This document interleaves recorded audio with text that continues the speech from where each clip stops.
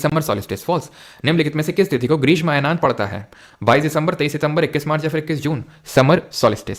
Now what is this solstice या फिर equinox? हम दो कॉन्सेप्ट समझने हैं, एक तो अयनांत यानी सॉलिस्टिस और इक्विनॉक्स यानी कि विषुव, हिंदी में इसको बोलते हैं। तो हमारी जो अर्थ है जब सन के अराउंड, ठीक है, तिलक लगा दें, तो जब सन के अराउंड जो है हमारी अर्थ जब घूमती है तो क्योंकि वो टिल्टेड है 23.5 degree from its axis and from its orbital plane कितना टिल्टेड है जरा बताना। तो 23.5 डिग्री। अब ध्यान से आपको ये चीज समझना है कि जो सीजन्स होते हैं, जो ऋतुएं होती हैं, जो विंटर समर और ये सब होता है आपका, तो ये सीजन्स दो चीजों की वजह से होते हैं। एक तो परिक्रमण दैट इज रेवोल्यूशन, प्लस जो अर्थ का टिल्ट है ऑन इट्स एक्सिस 23.5 डिग्री का, दो चीजों की वजह से।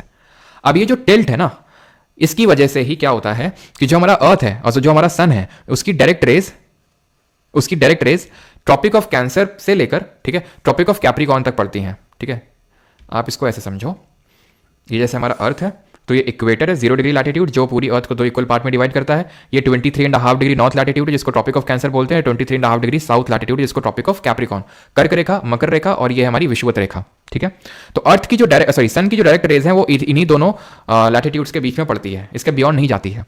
तो जब अर्थ की डायरेक्ट रेज जिस दिन ट्रॉपिक ऑफ कैप्रिकॉर्न पे डायरेक्टली पड़ रही है 23.5 डिग्री साउथ लैटिट्यूड पे, तो उसको बोलते हैं विंटर सॉलिस्टिस यानी क्या बोलेंगे, शीतकालीन अयनांत। और जब ट्रॉपिक ऑफ कैंसर पे डायरेक्ट रेज पड़ रही होंगी, ठीक है, ये मान लेते हैं ट्रॉपिक ऑफ कैंसर है, तो उसको बोलते हैं समर सॉलिस्टिस। ये दिन होता है 21 जून का और ये दिन होता है 22 दिसंबर का। 21 जून को लॉन्गेस्ट डे होता है, नदर्न हेमिस्फीयर की बात कर रहे हैं, उत्तरी गोलार्ध, क्योंकि हमारा जो भारत है, जो हमारा इंडिया है, वो आपको पता है ना कि ट्रॉपिक ऑफ कैंसर बीचों बीच से होकर गुजर के जाती है इंडिया के, तो इंडिया पूरी तरह से नदर्न हेमिस्फीयर में है।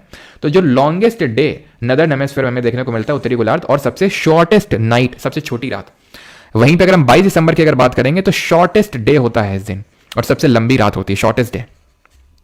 ठीक, अब 2 दिन ऐसे होते हैं साल में जहां पर पूरी पृथ्वी पे, पूरी अर्थ में इक्वल डे और इक्वल नाइट होता है, उसको इक्विनॉक्स बोला जाता है। एंटायर अर्थ जब एक्सपीरियंस करती है equal days and nights, entire earth experience equal day and equal night. यहां पे तो नहीं है ना, समर सॉलिस्टिस में तो नदर्न हेमिस्फीयर वालों को लंबा दिन मिल रहा है, छोटी रात मिल रही है, और विंटर सॉलिस्टिस वाले केस में सदर्न हेमिस्फीयर वालों को लंबी दिन मिल रहा है और छोटी रात मिल रही है, और नदर वालों को इसका उल्टा।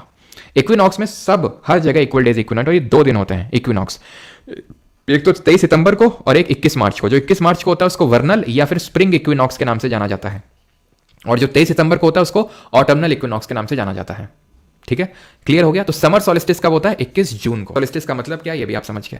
ठीक है, और इसी के तहत अगर आप देखें तो ये वाला जो पार्ट है इसमें 6 महीने तक, यहां से लेके पूरा यहां तक आपका देखें तो 6 महीने तक अंधेरा रहता है। ठीक है, अंधेरा रहता है यहाँ पे, तो 6 मंथ यहाँ पर नाइट, एंड देन उजाला भी एक्सपीरियंस करते हैं 6 महीने तक। ये बोलते हैं फ्रिजिड जोन। ठीक है, ये जो 66.5 डिग्री नॉर्थ लैटिट्यूड है, ये 66.5 डिग्री साउथ लैटिट्यूड है, इसको बोलते हैं आर्कटिक वृत्त यानी आर्कटिक सर्कल। ठीक है, और इसको बोलते हैं एंटार्क्टिक सर्कल, एंटार्क्टिक सर्कल। इसको भी बोलते हैं फ्रिजिड जोन, इसको भी बोलते हैं फ्रिजिड जोन। तो फ्रिजिड जोन जो होते हैं नॉर्थ और साउथ पोल, 6 महीने दिन और 6 महीने रात को एक्सपीरियंस करते हैं।